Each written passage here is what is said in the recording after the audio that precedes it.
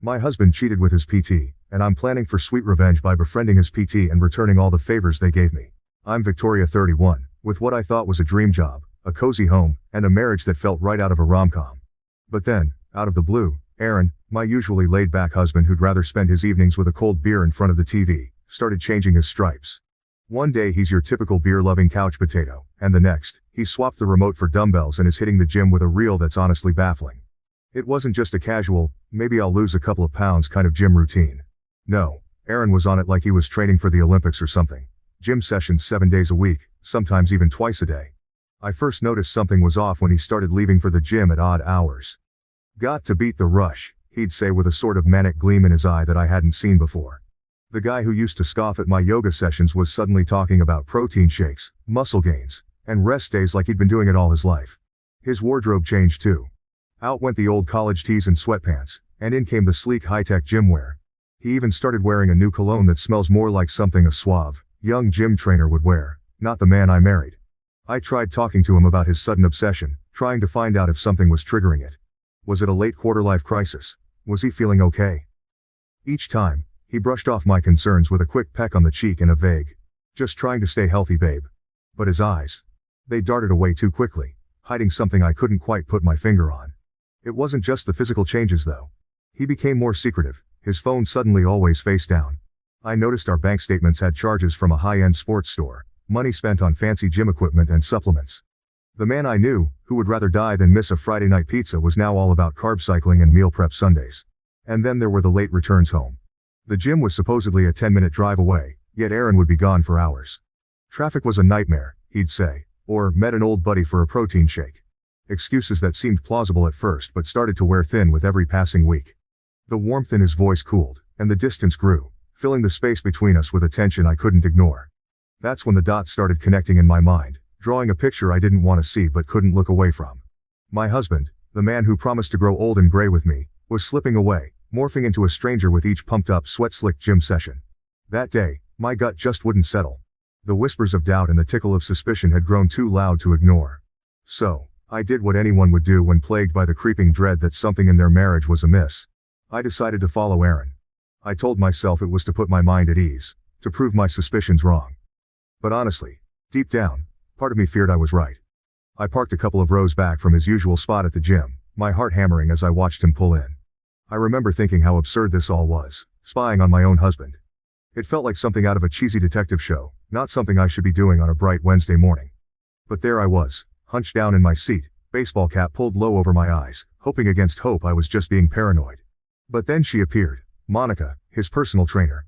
I recognized her from the Christmas party the gym hosted last year. She was hard to forget with her bright smile and energetic aura that seemed to captivate everyone around her, including, apparently, my husband. I watched, heart sinking as they met by her car, not far from where I was hiding. Their casual smiles didn't prepare me for what happened next. It was just a moment, but it felt like an eternity. They looked around cautiously before Aaron leaned in and kissed her. It wasn't a peck or a friendly kiss. It was deep, passionate, the kind that you don't share with just anyone. It felt like a punch to the gut, watching them, hidden behind my car window, my hands trembling and a lump forming in my throat. Devastated didn't even begin to cover how I felt. Betrayed, broken, foolish, all of that and more. I drove home in a daze, my mind racing and my heart shattered. That night, as Aaron lay sleeping beside me, oblivious to the storm raging inside me, I did something I never thought I would. I reached for his phone, which he'd casually tossed on the nightstand, his carelessness now another knife in my back. The phone lit up, and there it was, the evidence as clear as day. Texts from Monica, so casual, so intimate. They talked like old lovers, comfortable and familiar. The messages cut through me, each word a confirmation of my worst fears. I hope your husband stays in the dark. We have a strict policy regarding our distance from clients and I'd rather not have any conflict at work. I adore you though. My dear, I am waiting for you. What is the estimated time of arrival? After our workout today, how about we have dinner at our favorite restaurant? Their lunch menu features some of the tastiest foods that are gluten-free and low in carbs. It was like reading lines from a script meant for a life I was no longer part of. How could he? How could they? She knew about me, yet it didn't stop her. It didn't stop him. I put the phone back, my hands shaking, my mind a mess of anger, pain, and an overwhelming sense of loss. How long had this been going on? How could I have been so blind? Those questions haunted me through the night, keeping me awake as I lay next to the man who had promised to love and cherish me, now a stranger in our bed. I could barely get through 3 or 4 messages before I gave up because I was so repulsive. I didn't want Aaron to think something was wrong when he was on the toilet. I pretended to be asleep as I went to sleep after taking a deep breath and placing my phone on the side table. That night, after I saw those messages, felt like one of the longest of my life. Every word between Aaron and Monica was a dagger in my heart. I could only stomach a few messages, their plans, their affection for each other, so carefree and intimate, before I felt physically ill. The thought of continuing, of seeing more proof of the betrayal, was too much. I tossed Aaron's phone back onto the nightstand, my hands trembling with a mix of rage and sorrow. Lying in bed next to him, pretending to be asleep, was torture. I wanted so badly to wake him, to confront him right then and there. I imagined myself shaking him awake, demanding answers, or better yet, screaming until I was hoarse. Anything to release the storm of emotions brewing inside me. But deep down, I knew that wouldn't get me anywhere. Aaron would have an excuse, a story cooked up and ready to serve. He always had his way with words. And that's when it hit me. The need for a plan, a scheme that would reveal the true extent of his deceit not just to me, but to him as well. I needed him to feel a fraction of the pain he had inflicted on me. No sudden outbursts, or tearful confrontations. This needed to be strategic, something that would hit him where it hurt most. So, I spent the rest of the night plotting, turning over scenarios in my mind. Each plan more elaborate than the last, until I settled on something fiendishly simple yet satisfying. I decided I would meet Monica. I would get close to her, enter their little world under the guise of innocence, and see for myself the web of lies I was up against. Maybe even gather enough evidence to turn their affair on its head. The morning after that sleepless night was oddly serene. As Aaron left for work with a hurried kiss that lacked its usual warmth, I felt a mix of nervous energy and steely determination. I was ready to put my plan into action. The drive to the gym was a blur, my mind reeling with what I was about to do. I pulled into the gym parking lot, the same place where I'd seen Aaron and Monica in their embrace. My hands were steady on the wheel, my resolve firm. I rehearsed what I would say to Monica, how I would confront her, and then expose her to her supervisor. It seemed straightforward enough. Walk in, reveal the affair, watch her face crumble. Simple, yet satisfying. The gym was bustling with the usual morning crowd, people lost in their routines, headphones in, worlds unto themselves. I spotted Monica almost immediately, her vibrant energy unmistakable as she laughed with a client. Seeing her there, so carefree, fueled my resolve. I steeled myself and walked towards her, ready for confrontation. But just as I was about to approach, something unexpected happened. Monica's client, an elderly woman I recognized from some community events, suddenly lost her balance on the treadmill. Monica's quick reflexes saved the woman from a nasty fall, and she handled the situation with such genuine care and professionalism that it took me aback. It was a side of her I hadn't anticipated, compassionate, skilled, entirely at odds with the homewrecker I had painted in my mind. For a moment, I hesitated. The gym fell into a sudden hush as other trainers and clients rushed over to help, and Monica was right there, directing them, ensuring the woman was attended to before anything else. After the woman was taken care of and the commotion settled, Monica turned, and her eyes met mine. I moved forward, my original intent simmering beneath a surface of newfound complexity. As I approached, she greeted me with a bright, unsuspecting smile, so dazzling it could have blinded me as I entered the gym. "Hello, how are you doing? Can I help you with something?" Her voice was warm, inviting. As it was, she had no idea I even existed. The irony was too good to ignore. I paused, the words I had rehearsed suddenly heavy on my tongue. In that moment, my plan shifted. Instead of the harsh confrontation I had envisioned, I found myself saying, "Yes, I'm looking for a personal trainer. Can we talk?" I realized I had to stop before I could interrupt her and reveal that I wasn't just some client trying to get in shape. Rather, I was the wife of her lover. So I agreed to it rather than make a scene. Monica smiled. Her smile widened. "Of course. Let's sit down and discuss what you're looking for." Obviously happy to welcome a new customer. After making that fake appointment, I left the gym with a smirk tugging at the corners of my mouth. The irony of the situation was delicious. Monica, the woman who was unknowingly wrecking my marriage, was now scheduled to be my personal trainer. As I drove away, thoughts of the upcoming encounter danced in my head. If only she knew who I really was and the secret agenda hidden behind my friendly facade. Our first training session was a mix of awkwardness for me and professionalism for her. Monica was all smiles, demonstrating routines and correcting my posture with a gentle touch here and there. It was an odd feeling, playing the part of a clueless client, knowing all too well the intimate details of her relationship with Aaron. As weeks turned into months, our sessions became a regular part of my life. Monica started opening up about her life, her dreams, and ironically, her challenges with past relationships. The more I knew about her, the more complex my feelings became. She wasn't just the other woman in my husband's life. She was a person with her own stories and struggles. Our relationship evolved beyond the gym. Coffee dates after a sweaty session became our thing. We'd laugh over lattes about silly gym mishaps or debate the best protein bars. On weekends we sometimes went shopping, browsing through racks of clothing, joking and offering fashion advice like old college friends. Throughout this time, I was changing. The physical strength I gained from workouts was just one aspect. Emotionally, I was becoming someone new, more resilient, more composed, and somehow more understanding. Monica was inadvertently sculpting me into a stronger version of myself, not just physically but in a way that fortified my spirit and resolve. Every coffee sip, every shared smile, I couldn't help but wonder how this would all end. Would revealing my true identity and intentions shatter the bond we had formed? Or would it somehow liberate both of us from the lies that entangled our lives? These thoughts haunted me, but I pushed them aside, focusing on the present, on the strength I was gaining and the intricate dance of friendship and deception that was unfolding. It was a game of emotional chess, and I was making my moves with cautious precision. As the weeks slipped by, Erin couldn't help but notice the changes in me. It wasn't just the obvious physical transformation, the toned arms, the firmer stance, the way my clothes hung a little looser around a slimming waist. It was more than that. There was a new light in my eyes, a spark of something he hadn't seen in a long time. Something that reminded him of the woman he fell in love with, only stronger, more confident. Each time I spoke of my new friend, the mysterious personal trainer who was helping me find myself again, I could see the curiosity tinged with suspicion in his eyes. He'd never met Monica, of course. I kept her identity and our sessions vague, a deliberate mystique added to keep him on edge. She's just amazing. So inspiring. I'd say casually over dinner, watching his expression change, a mixture of intrigue and unease playing across his features. This wasn't meant to be a part of my initial plan, but I couldn't deny the satisfaction it brought me. Erin's growing fascination with my changes had an unexpected, yet welcome side effect. He started pulling away from Monica, perhaps intimidated by my independence, or maybe out of guilt, fearing that his own secrets might unravel as I embraced this new version of myself. His texts became less frequent, his late nights shortened, and his mentions of the gym carried a hint of obligation rather than enthusiasm. Monica, on her part, seemed unaware of the shift in Erin's behavior. With him stepping back, she had more time on her hands, time that she often chose to spend with me. But with every passing day, as our friendship grew, so did my internal conflict. The lines between deception and genuine connection blurred, leaving me to grapple with the unfolding moral complexities of my actions.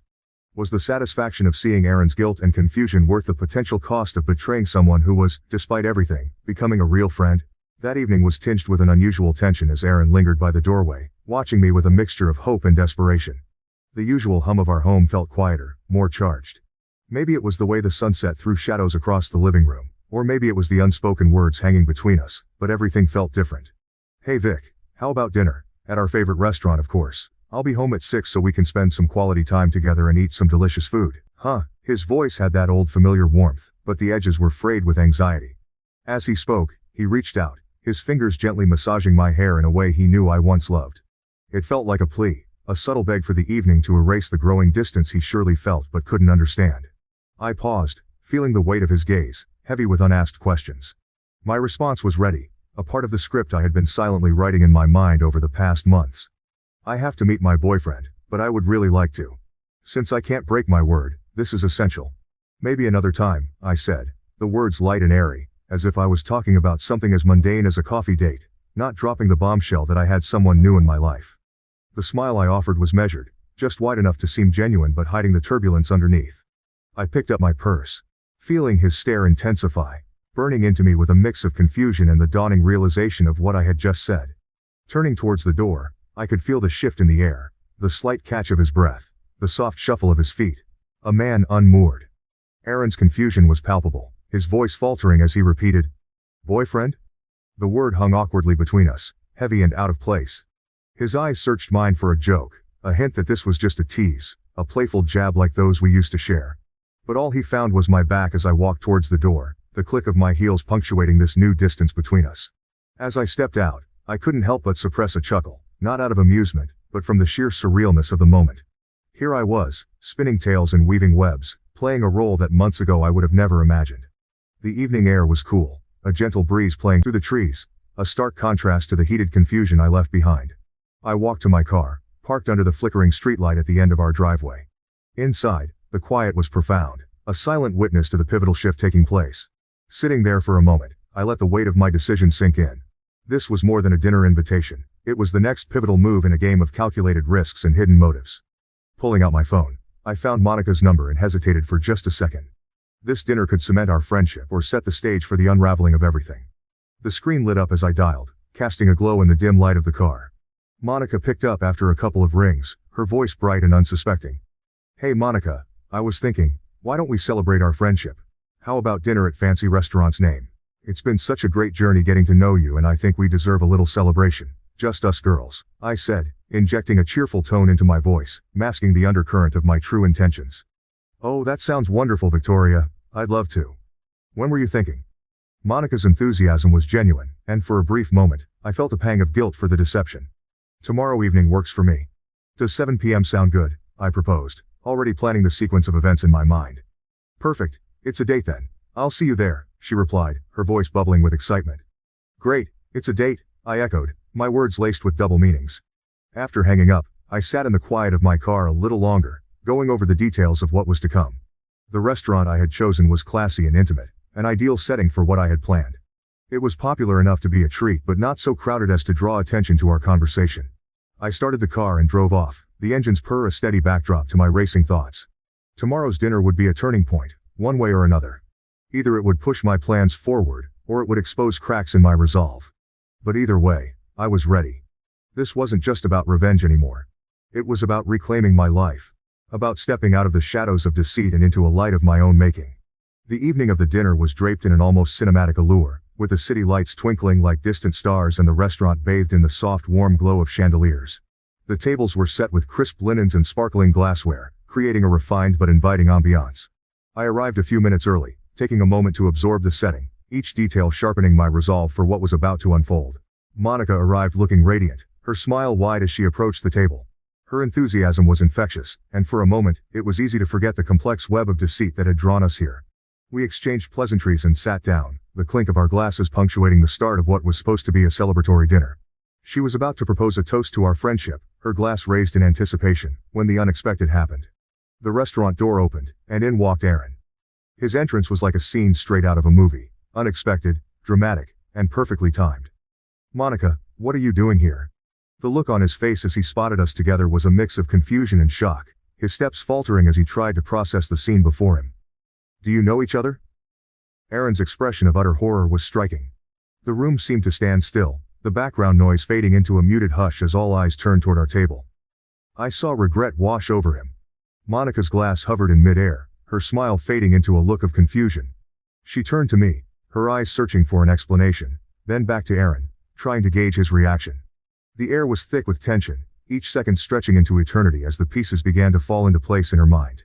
Dressed in a gorgeous red outfit that accentuated my newfound confidence, I maintained my composure, my face a mask of serene confidence. Inside, my heart was racing, but outwardly, I was the picture of calm. "Aaron, how unexpected to see you here," I said, my voice steady, betraying none of the turmoil that churned beneath the surface. Aaron approached our table, his initial shock giving way to a cautious curiosity. "I didn't realize you two knew each other," he said, his eyes darting between us, looking for answers in our expressions. The situation was ripe with irony, the secret connections and hidden truths all converging in this unexpected public confrontation. Monica set her glass down, her cheerful demeanor replaced by a growing realization of the situation's gravity. "Yes. We've become good friends," she managed to say, her voice a mix of defiance and uncertainty. The waiter approached, oblivious to the undercurrents swirling around our table, and cheerfully asked if we were ready to order. It was almost comical, this return to mundane matters after such a dramatic revelation. Aaron waved him away, his mind clearly elsewhere, focused on the unfolding drama. As Aaron stood there, the pieces of the puzzle slowly coming together in his mind, I could see the conflict play out across his face: surprise, betrayal, realization. It was all there, a silent testimony to the complexity of human emotions. As the tension at our table reached a palpable level, I decided it was time to take control of the evening. Standing up, I took a spoon and gently tapped it against my glass, the clear crisp sound cutting through the murmur of the restaurant. Heads turned toward us, curious eyes and hushed whispers filling the room as I prepared to address the gathered crowd. "Good evening everyone," I began, my voice steady and projecting a confidence that I felt was crucial to maintain in that moment. "Let me introduce myself as Victoria, and say how much I appreciate these two individuals in my life. I gestured gracefully towards Aaron and Monica, giving them each a nod that was both acknowledging and measured. The room fell into a deeper silence, the patrons and staff alike sensing the unfolding drama. I appreciate you accepting my invitation to dinner tonight, Aaron and Monica. I would like to share with you, I continued, pausing momentarily, as I noticed Aaron's nervous hand movements. He was fidgeting, his fingers twisting a napkin, his discomfort visible to all. This pause was deliberate, a moment to let the weight of my words sink in, not just for Aaron and Monica, but for everyone in earshot.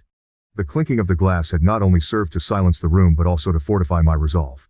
As I stood there, with all eyes on me, I felt a mix of empowerment and inevitable sadness. This was not just a revelation, it was an acknowledgement of the significant shifts in my life and relationships. I've learned a lot about honesty and integrity these past months, I continued, my gaze sweeping over the audience then settling on Aaron and Monica. Tonight is about truth and revelation. It's about understanding that the choices we make affect not just our lives but those around us. Aaron, Monica, you both have been pivotal in teaching me these lessons. The words hung in the air, heavy with meaning and implication. Aaron's eyes widened slightly, a hint of fear or perhaps realization dawning upon him. Monica, ever the composed one, maintained a steady, if somewhat strained smile. But her eyes were cautious, wary of what I might reveal next. This dinner, I said, pausing to gather my thoughts, is my way of saying thank you. Thank you for the lessons, for the pain, and for the strength I've gained. It was necessary, and it has prepared me for a new chapter. My voice was calm but carried an undercurrent of deep emotion that I could feel bubbling just beneath the surface. As the dinner guests around us resumed their subdued chatter, I leaned forward, my voice dropping to a more intimate timbre, ensuring that Aaron and Monica could hear every word distinctly. I have undergone a mental and physical transformation in the last 3 months, I began, my gaze locking onto Aaron's, which flickered with a cocktail of emotions, regret, fear, perhaps a touch of admiration. Aaron, my love, you saw the change and were scared, right? His eyes darted away, unable to hold my stare, his discomfort visible as he adjusted his collar, a subtle acknowledgement of my accusation. You pushed your lover away because you believed you would lose me. Turning slightly, I addressed Monica, who had maintained a composed facade until now. Furthermore, Monica, my dear friend, you had no idea how important you are to my greater plan. Her expression, which had been one of polite attention, cracked just a bit. The corners of her eyes tightened, her smile faltered, and there was a subtle shift in her posture as she leaned back slightly, as if the weight of my words physically impacted her. Monica's face was a canvas of confusion and dawning realization. The atmosphere at the table thickened, charged with the tension of my revelations. The clatter of cutlery and murmur of voices around us seemed to fade into the background as this private drama unfolded in its own quiet storm. This was the one she didn't expect, I continued, my voice softer now, more reflective. You see, every step of my newfound journey, every session at the gym, every coffee, every shopping trip, it wasn't just about rebuilding myself or forming a friendship. It was about setting the stage, about crafting a scenario where the truths could no longer stay hidden. As I spoke these words, I could see the cogs turning in Monica's mind, the pieces falling into place. Her initial shock was replaced by a deeper, more resigned understanding. She looked from me to Aaron, and back again, her eyes narrowing, not with anger, but with a sort of pained acceptance. Aaron, meanwhile, sat frozen, his earlier nervous energy now stilled by the gravity of my words. He knew, in this moment, that the dynamics of our relationships, his with Monica, mine with him, and my unlikely friendship with her, had been irrevocably altered. The facade had not only cracked but shattered, revealing the stark and complicated truths beneath. The twist is that I found someone new who loves me for who I am, I said, pausing to savor the moment. At that exact moment, an elegant man walked into the restaurant with almost perfect timing. He came straight to our table and took my hand. At that exact moment, his warm touch was all I needed. My announcement, "Everyone, meet my new friend Jack," was met with a mixture of amazement and skepticism from those seated around the table. As far as you're concerned, Aaron, I began, my voice steady and resolute. I'm getting a divorce. I paused, letting the words hang between us, stark and undeniable. Remember our prenup? The one that mentioned cheating. My eyes held his, unflinching, as I watched the realization sink in, the color draining from his face. He opened his mouth, possibly to object or to plead, but no words came. I nodded towards Monica, adding, "Thanks to my new best friend here, I have all the evidence I need. So, everything you own will soon be mine." Then I turned my attention to Monica, who had been a silent spectator to my revelation to Aaron. Her face was a mask of controlled emotion, but her eyes betrayed a hint of fear, uncertainty about what my words would mean for her. "Of course, I'm telling your boss everything, my dear Monica," I continued, the tone of my voice softer, but every bit as firm. "It's not a good idea to try to rob someone of their husband. I'm sorry, but it looks like you're going to have to find a new gym." Her reaction was subtle, a slight tightening of her jaw, a fleeting look of resignation. This was not the outcome she had anticipated when she became involved with Aaron, and now she faced the professional repercussions of those choices. The table was silent, the tension like a thick fog around us. The rest of the restaurant carried on unaware, the clink of glasses and the murmur of conversations a distant backdrop to our personal drama. I looked between Aaron and Monica, seeing the impact of my words settling over them. This was not just a confrontation but a declaration of my newfound strength and independence. Turning back to Aaron, I softened my tone slightly, not out of sympathy, but out of a desire to close this chapter with a semblance of dignity. We had good times, Aaron, but you chose this path. I wish things could have been different. The atmosphere in the restaurant was charged as the finality of my words sunk in. Monica's face, previously composed, now mirrored a mix of shock and dawning comprehension as she realized her role in the narrative I had carefully constructed. Her shock was palpable, her eyes wide as she grappled with the realization that she had been merely a pawn in my broader strategy. Across from her, Aaron's complexion turned a ghostly shade of pale, his features etched with disbelief and despair. He opened his mouth to say something, perhaps an apology or an explanation, but the words seemed to fail him. "Vic, he began, his voice a hoarse whisper, but I was not there to listen to half-hearted apologies or excuses anymore. Keep it." "I've had enough," I interrupted sharply, my tone final, leaving no room for ambiguity. My words cut through the tense air, severing whatever feeble hope Aaron might have held that this could be mended. Monica, still reeling from the revelation, made a feeble attempt to apologize, her voice trembling slightly. I didn't realize. "Maybe next time you'll think twice before getting involved with a married man," I said, cutting her off as well. The edge in my voice was not just from bitterness but also from a reborn sense of self-worth, a declaration that I would no longer be a victim in anyone's story, including my own. As Aaron and Monica gathered their things, their movements sluggish, weighed down by their own guilt and regret, they left the restaurant. Their exit was quiet, almost pitiful, a stark contrast to the bombastic drama that had just unfolded. Left at the table with Jack, the friend who had stood by me through this transformation, we watched them leave, a symbolic closure to the chaos that had upended my life. Jack and I then turned to each other, a knowing look between us. We raised our glasses, the crystal catching the light, sparkling as brightly as the resolve in our eyes. "To honesty, new love, and perfect revenge," I toasted, the words feeling like a cleansing breath. Jack echoed the sentiment, his smile supportive and understanding. As we clinked glasses, the sounds of the restaurant returned to my awareness, the gentle hum of conversations, the soft music playing in the background, life moving around us. This toast wasn't just about reveling in the downfall of those who had wronged me. It was a celebration of rebirth, of reclaiming control over my narrative and stepping into a future where I was the author of my own life story.